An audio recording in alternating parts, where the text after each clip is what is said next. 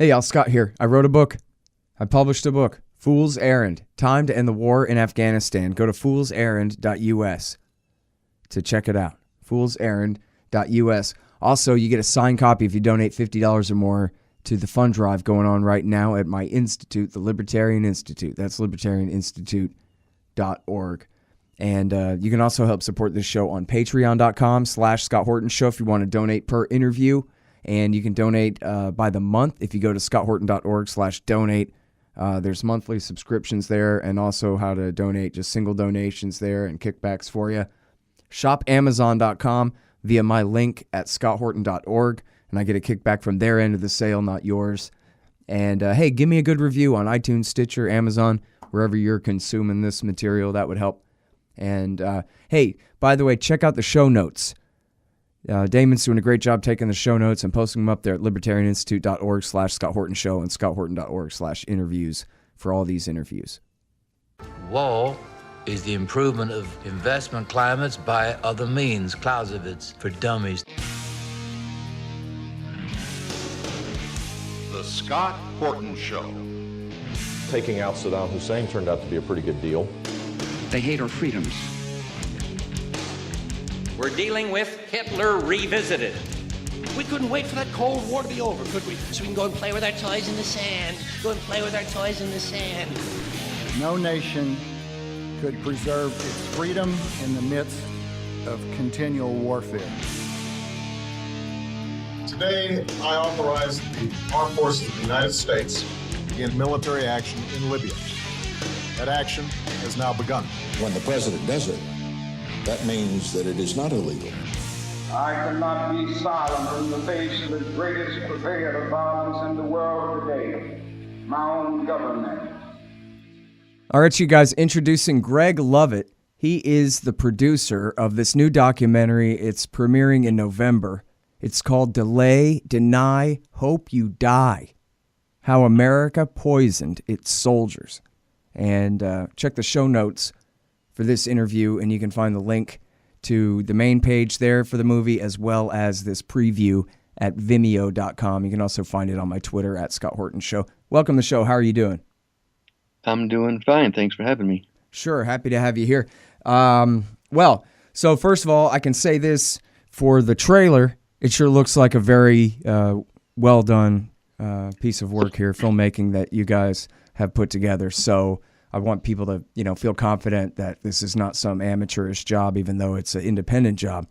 It's a very professional piece of work here, and featuring two of my heroes, the great Kelly B. Vlahos, who has written extensively about the burn pits and the wars for the American Conservative magazine and for antiwar.com. And then, of course, Joseph Hickman, who's the great whistleblower from the Guantanamo Bay murders of 2006, and then also wrote a book called The Burn Pits, all about this crisis. Which is mentioned in my book, actually, Fool's Errand. I talk a little bit about it. But this is such an important story. So I guess just tell me everything. Can you tell us a little bit about you and how you got interested in producing this, whose idea it was, and how you all put it together? Sure. I just stumbled upon this by accident. I just happened to find Joe's book. I read a lot of nonfiction. That's just, what I'm into. And somehow on Amazon.com, I think I just stumbled upon his book, and it just seemed interesting to me. I'd never heard about the burn pits. So I thought, okay, let's read it. And as I read it, I just was, stupefied that something like this could happen. I know it sounds a little bit naive because people have been doing this to people since the dawn of time, but it's just amazing to find out that people in power can abuse that power and treat people the way these soldiers have been treated. And as I got deeper and deeper into the book, and I found out that there's a political connection too with Halliburton and Dick Cheney, and there's a cover-up involved. I just thought, somebody's got to make a documentary about this, because there's, a whole group of people that don't read. So maybe there'd be a new audience that would be interested in this story. But I didn't really do anything. This was about 2 years ago.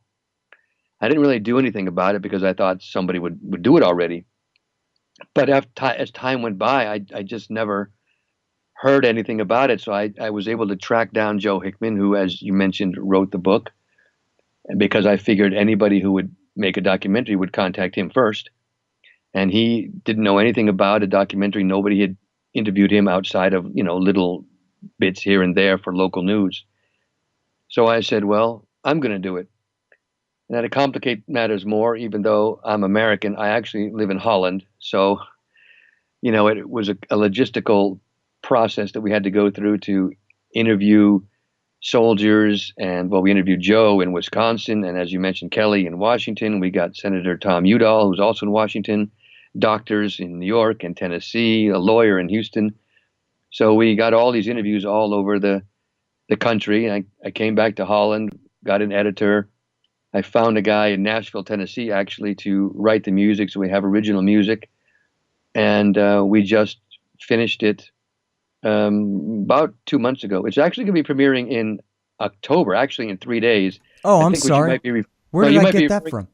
Well, you talked to Kelly probably, and she's probably talking about Washington. We are coming to Washington in November. Oh, I see. But the documentary is actually premiering this coming Monday in Los Angeles. Okay, I'm sorry. So I just have the Monday, November 13th link in front of me here. But. Okay, that's the date that we want to bring it to Washington. Okay, well, anyway, so I'm sorry. So for our West Coast people, listen up. Sorry, say again now. Actually, this coming Monday, the 9th of October, is going to be the premiere in Los Angeles. And it's almost sold out. We have probably about 20 tickets left, so people can still purchase tickets if they want. And then on Wednesday and Thursday, I'll be in Phoenix and Tucson. Wait, stick with LA for a second. How do they get tickets to go and see it in LA? The easiest way to get tickets is just to go to our Facebook page, which is facebook.com, obviously, /Burn Pits Documentary. Just one long word, Burn Pits Documentary. So facebook.com /Burn Pits Documentary.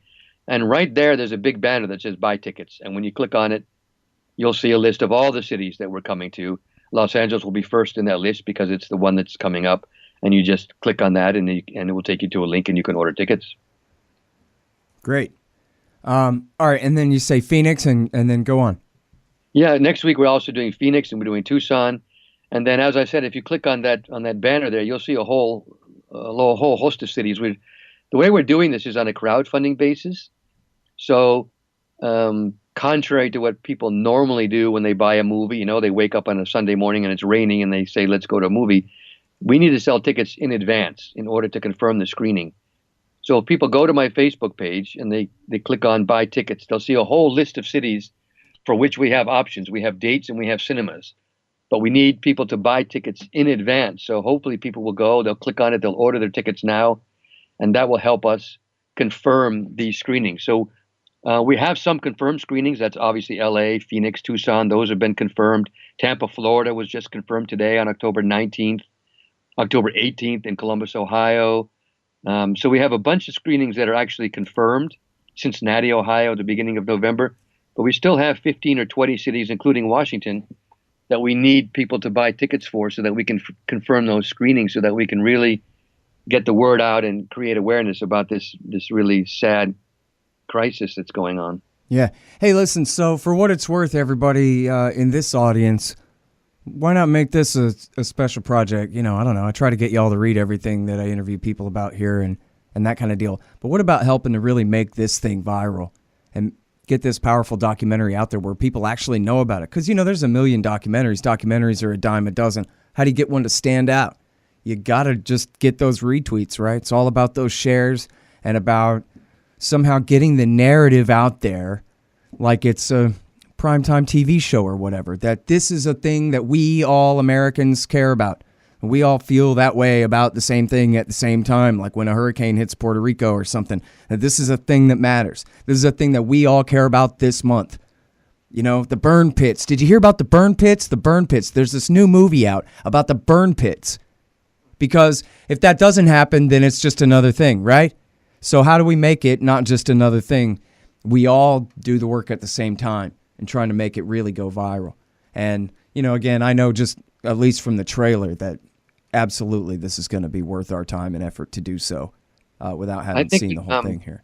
Yeah, sorry, but I think when people see it, I think they'll be as shocked as I was, because most people don't know anything about it. Obviously, a lot of military people know about it because when they were overseas, I think there was something like 250 burn pits on military bases in Iraq and Afghanistan. So if you served overseas, you're familiar with the burn pit.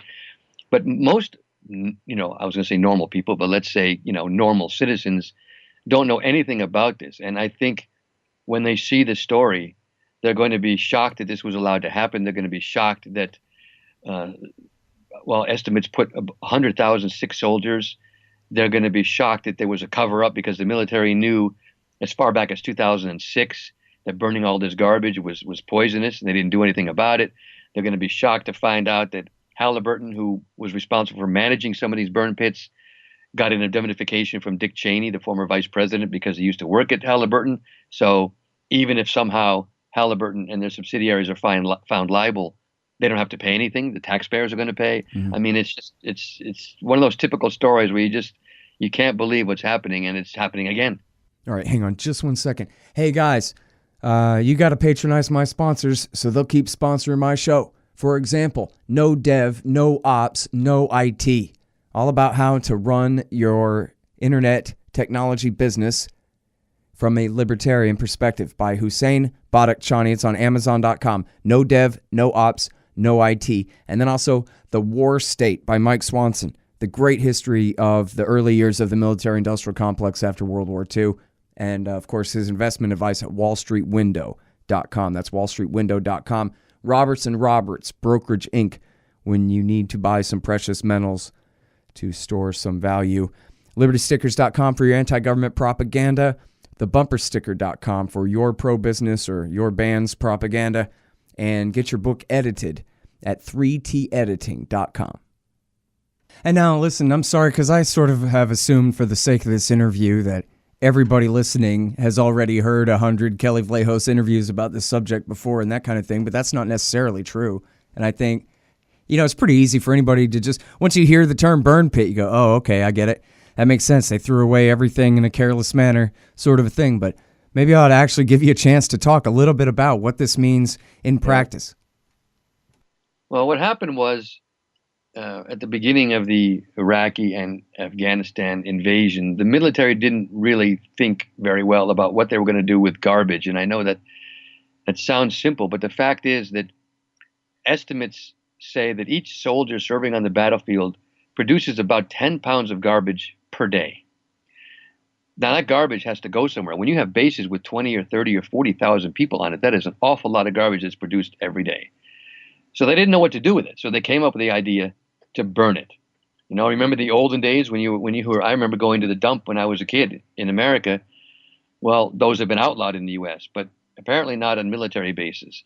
So they literally took everything from plastic water bottles, rubber, old tires, old computers, metals, spent ammunition, medical waste, human waste even, amputated body parts, dead animals, old trucks. I mean, you name it, literally everything that they had to get rid of was disposed of in these big pits. Some of them were the size of multiple football fields. And then they would set it on fire with jet fuel. And they would burn sometimes 24 hours a day, 7 days a week. Now, jet fuel itself releases benzene, which is a carcinogen. So if that wasn't bad enough, all the things that they're burning, the plastics and the rubbers and the metals, obviously also are releasing toxins into the air. And soldiers in the documentary talk about how the ash would fall on them constantly. You'd have to dust yourself off. It was just a constant thing that happened. In Iraq, people started to get sick, the cough and nasal problems, and they came up with a new quote-unquote disease. They called it the Iraqi crud. You're going to get sick when you go there. That's the first thing soldiers were told when they went overseas. Expect it, and you're going to suffer from the Iraqi crud. And everybody got sick, and everybody was in sick hall for a while. One soldier even talked about how it affected the airplanes. They had to keep the airplanes clean. It would just fall on them like rain constantly. Well, a lot of people were sick when they were there, but what happens is that a lot of the diseases that these soldiers are getting, they don't manifest themselves in a week or a month or even a year. So they come back home, and over a period of time, they start to develop diseases. If you have metal deposited in your lungs, you're going to get disease over time. And so doctors started noticing that soldiers were coming back and they They were supposed to be healthy. They went overseas healthy. They were gone a year or two. They would come back and they weren't healthy anymore. A lot of them had breathing issues. And through lung biopsies, they found out that they had many of them had these rare, incurable lung diseases. Then you had another group of people, as years went by, that would start to develop rare forms of cancer. And a lot of the military doctors, because they've been out of service for a year, they would say, well, your illness is not service related. So then they have to get into another battle besides fighting their illness, another battle with the VA to get compensation, to get the health care that they need, to get the medicine. They would go to a private doctor, and the private doctor would say, I don't know what's going on with you, but this is, you're suffering from toxic exposure of some kind. But then the military would deny that it was from the service. And so they get this huge runaround, and they have a separate battle that they're fighting at the same time. And it's been going on now for 10 years. Yeah, it's and the thing, like I said, I have a memo that shows that they knew about this as far back as 2006. One of their own people who's responsible for environmental safety wrote a memo and said that this is the worst environmental site I've ever seen, and it's going to cause health injuries to the soldiers. And they just buried that memo. And then you have so those were on burn pits that the military was running, and then you had burn pits that Halliburton was running through their subsidiary KBR. I've seen contracts that they were supposed to manage these according to EPA regulations. They were supposed to treat these bases like it was a little piece of America. Well, they obviously didn't, because they were burning all kinds of things that were illegal. And as I said, now there's a lawsuit pending, and even if they lose, the taxpayer are going to pay because KBR has an indemnification. So it just goes on and on. Yeah. Joe Biden would be the president right now, except for the fact that he didn't run because he was still in mourning for his son who died of brain cancer from his deployment in Iraq, right adjacent to a burn pit, was where he spent his days on that base. That's right. There's a lot of circumstantial evidence that points to the fact that his death may have been caused by the burn pits. He suffered from the same kind of brain cancer that a lot of his colleagues are suffering from. Listen, I think this is such important work. And I really hope that you have great success with this film. And I think, it was mentioned in our early email communication here that it's basically too judgmental and too hardcore to be embraced by the veterans groups at this point. Is that right? Can you tell me a bit about that? Well, I thought that one way, as I mentioned, we need to get people to go out into this and order tickets in advance so we could bring this to the cinema. So I thought, well, there's a lot of veterans organizations out there who are supposed to have the interest of the veterans in mind, like the VFW. So I thought, well, if I go to the VFW, they don't have to sponsor it necessarily, but they could help me sort of reach their members. I think they have 3 or 4 million members or something like that. So I sent it to them. I asked them to take a look, and they wrote back to me and said it was too political.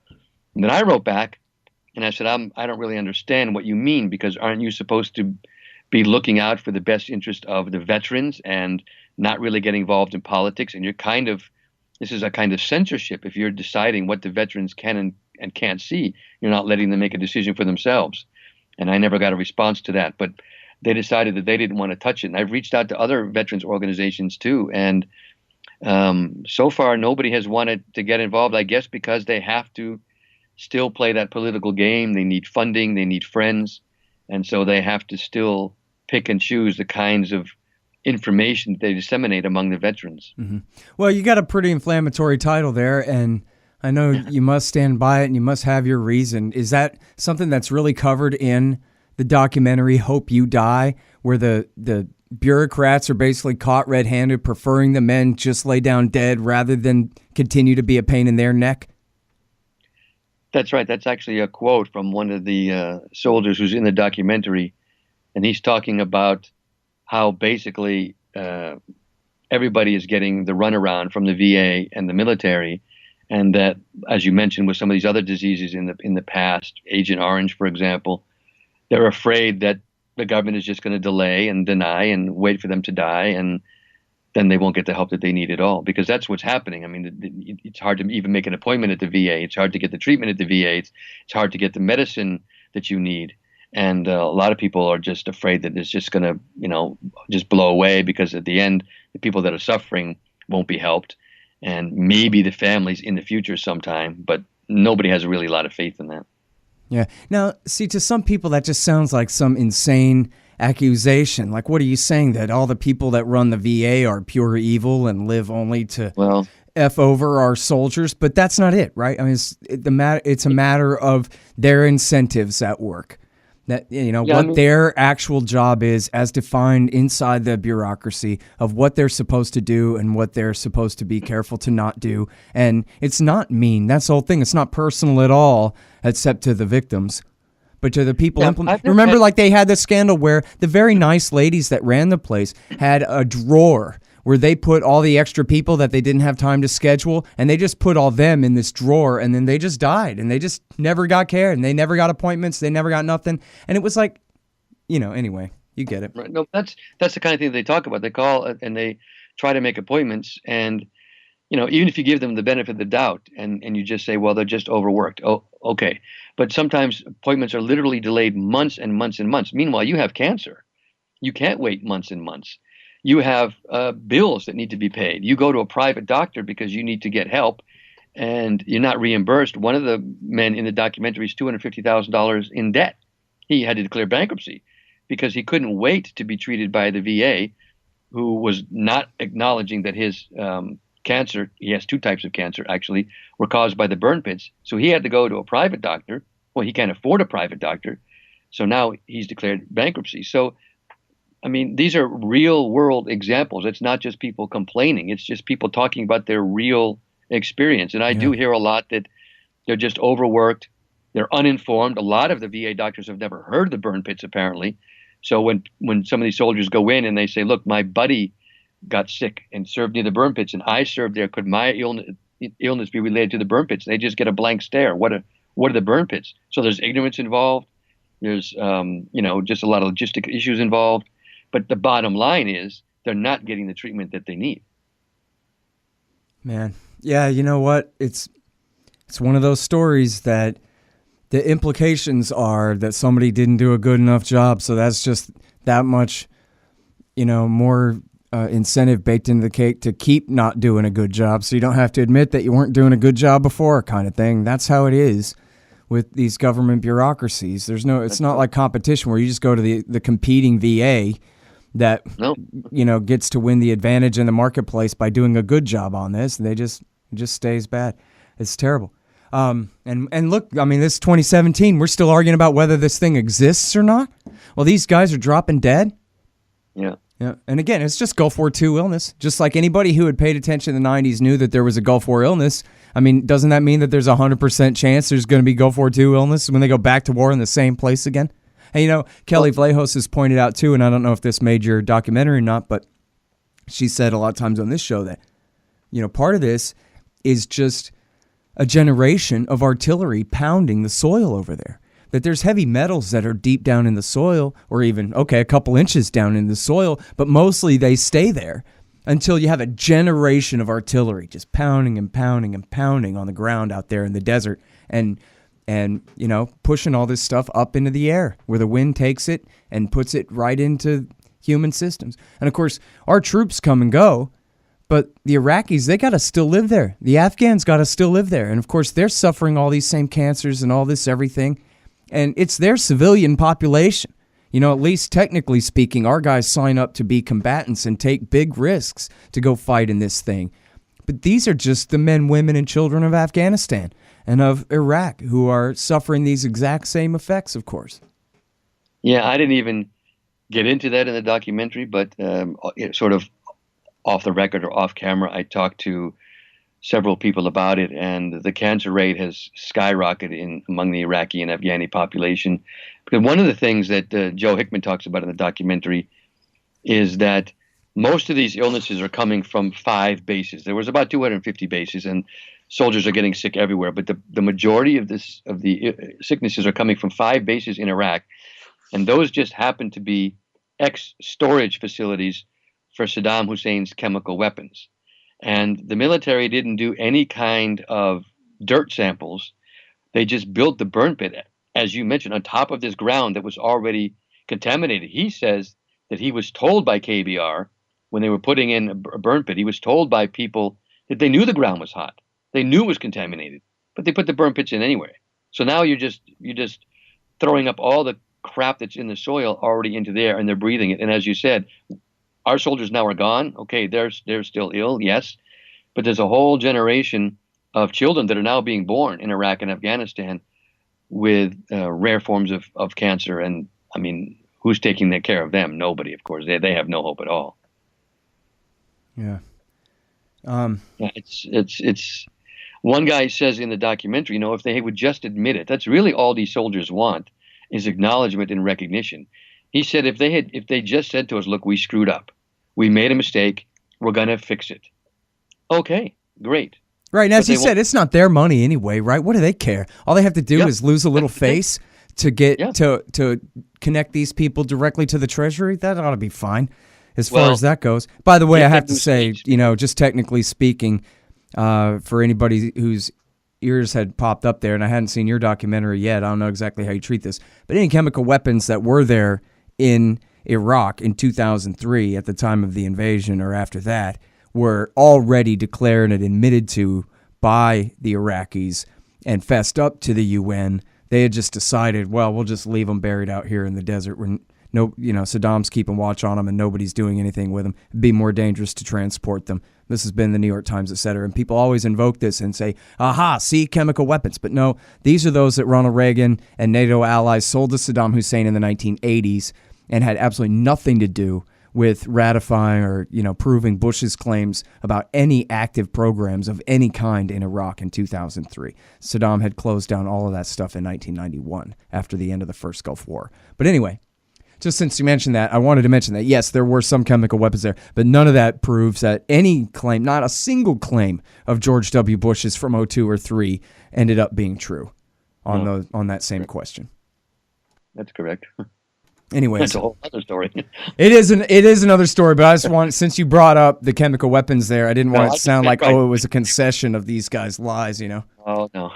I meant that they were old weapons facilities that had, were long since disused, but were still in the ground. Yeah, and it all been declared. None of them were being kept from the international so-called community whatsoever. All right, anyway, listen, this is such great work that you're doing. I appreciate your time on the show. I hope everyone in L.A., tell me again about the times. Wait, everybody first, just facebook.com/burnpitsdocumentary.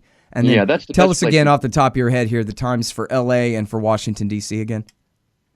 Yeah, L.A. is this coming Monday, the 9th. Washington itself is on the 13th. If we could sell tickets in advance, it's a really important issue that I need to make clear to people is you can't wait and decide, I think I'll go to the movie on the 13th, because then it won't be playing. You have to, if you're interested at all, you have to go to the Facebook page, click on the banner that says buy tickets, and then buy a ticket for the city that you're interested in, because that's the only way we'll get the documentary to your city. And I would also mention that you don't have to go. You can buy a ticket and you can give it away. They're just email tickets. So maybe you don't live in that city, but you want to buy a ticket for somebody in a different city. Just go and buy the ticket and then email it to them. But it'd be great if we could sell out these 20 tickets. That's the only way we're going to get recognition and awareness for these soldiers. Yeah. You know what, man? You need to get yourself or somebody to make it a point to really call the producers of right-wing radio shows on AM radio and pitch it as a conservative issue, even, at the expense of the left. Screw them anyway. Just go ahead and say, listen, those liberals don't care about what happens to the soldiers, but we need good, patriotic American Rush Limbaugh clones like yourself to promote this issue, because somebody's got to care about these guys. And you know what? Like, I don't mean to be that cynical about it. Right-wing talk radio hosts do care about soldiers and do care about what happens to them. And yet I think they probably fit right in that category of never heard of it before, as you said. And so that's who you got to attack the right from the right. Who supports these wars? It's not the left overall. I mean, DC liberals do, but the left half of American politics overall is pretty much anti-war. It's the right-wing patriots who support our troops and support the mission and support the wars. They need to be shown that this is what our government thinks of our enlisted men. Okay, this is the reality of the situation. The same Nixonians who betrayed them back then are betraying them now. And so how could you trust, just like how could you trust Barack Obama to send your boys to war in Syria? Hell no to that. Well, same thing with all of them. You know what? The generals are all a bunch of Obamas, apparently. So why would you trust these men with your sons? And that's, to me, is the key to actually making the change, right, is undermining the support where it is.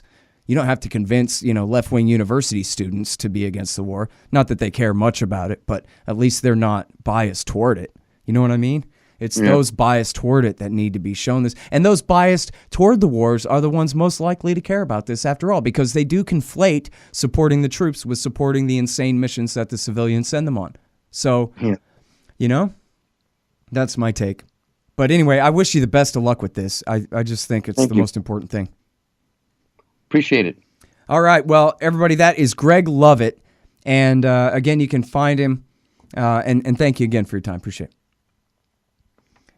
That's Greg Lovett, and check him out on Facebook. It's facebook.com/burnpitsdocumentary. Actually, Greg, are you still there? I'm sorry. Is it your wife or Leanne Lovett that's your partner on this? That's actually my daughter. She's helping. Oh, your me daughter. with, Okay. Yeah, I was wondering. I'm sorry. I didn't mean to assume. That's okay. She's helping me with the promotion and marketing on some of these films. Okay, great. So, yeah, I saw her name on one of these websites. It's Tugg, T-U-G-G, tugg.com/titles/burnpits. That's not too hard, right, guys? Tugg, 2Gs.com/titles/burnpits. And if you check out my Twitter feed or check out the show notes for this interview, you'll find the link for this 7-minute long preview of Delay, Deny, Hope You Die. How America poisoned its soldiers. Thank you again. Appreciate it, Greg. Thank you.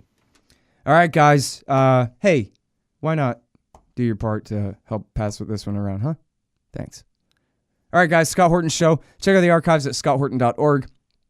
Check out the book, foolserrand.us. Fool's Errand, Time to End the War in Afghanistan. That's my book. And follow me on Twitter at Scott Horton Show. Check out my institute at libertarianinstitute.org. And all my readings for you there in the viewpoint section at antiwar.com. Thanks, guys.